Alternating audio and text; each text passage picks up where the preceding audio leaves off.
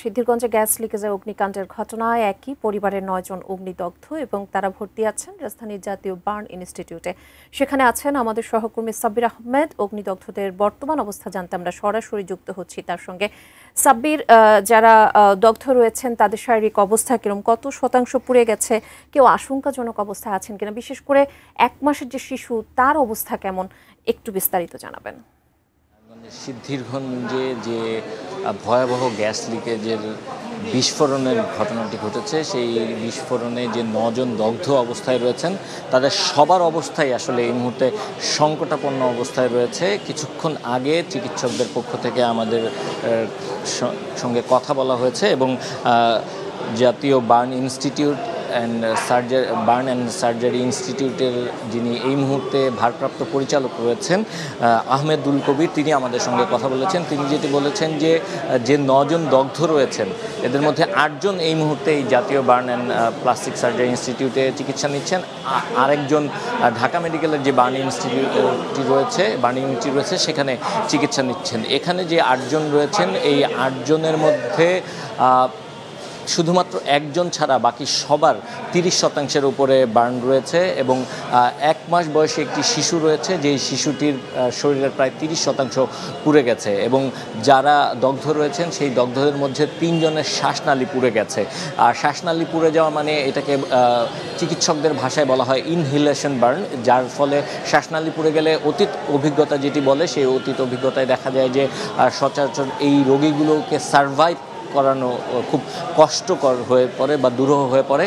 এবং কিছুক্ষণ আগে তিনি আমাদেরকে যেটি জানিয়েছিলেন যে সকালবেলা যখন তাদেরকে এখানে চিকিৎসার জন্য নিয়ে আসা হয়, নিয়ে আসার পরপরই তাদেরকে প্রাথমিক চিকিৎসা দেওয়া হয়েছে, অবজারভেশনে রাখা হয়েছে, যেই চিকিৎসা দেওয়া প্রয়োজন সেগুলো দেওয়া হয়েছে। কিছুক্ষণ আগে এই রোগীদের মধ্যে যে 8 জন এখানে চিকিৎসা নিচ্ছেন এই 8 জনের মধ্যে 6 জনকে এইচডিইউতে শিফট করা হয়েছে এবং তাদের নিবিড় পর্যবেক্ষণে রাখা হয়েছে। বাকি 2 জনকে এখন স্বাভাবিকভাবে তারা পর্যবেক্ষণ করছেন। এর মধ্যে যে শিশুগুলো রয়েছে, আপনারা জানেন যে 9 জন দগ্ধ রয়েছে, এই 9 জন দগ্ধের মধ্যে 1 জন পুরুষ, 3 জন নারী এবং 5 জন শিশু রয়েছে। এই যে শিশুরা রয়েছে এই শিশুদের মধ্যে 3 জনের অবস্থা কিছুটা বলা যায় যে তাদের শরীরের কিছু অংশ অর্থাৎ পা এবং মুখের কিছু অংশ পুড়ে গেছে। এই কারণে বলা যায় যে তারা হয়তোবা তাদের অত বেশি কোনো সমস্যা হবে না, কিন্তু তারা এখনও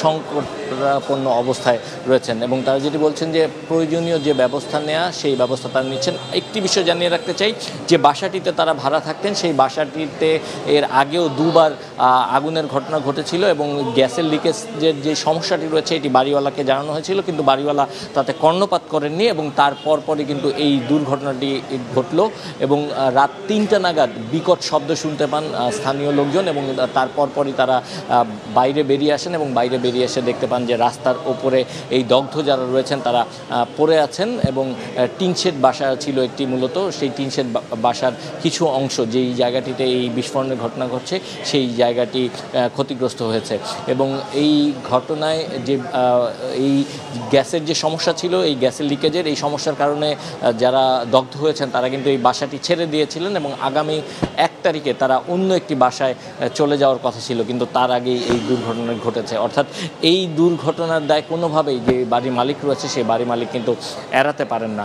তো এ ব্যাপারে প্রয়োজনীয় যে আইনগত ব্যবস্থা পরিবারের পক্ষ থেকে সেই আইনগত ব্যবস্থা নেওয়া হবে বলে তারা আমাদেরকে জানিয়েছেন। কিন্তু যেহেতু এই মুহূর্তে তাদের স্বজনরা এই মুহূর্তে দগ্ধ অবস্থায় এখানে চিকিৎসাধীন রয়েছেন, তাই তারা এখন এখানে অবস্থান করছেন। এই ছিল আমার কাছে সবশেষ। মুন্নি।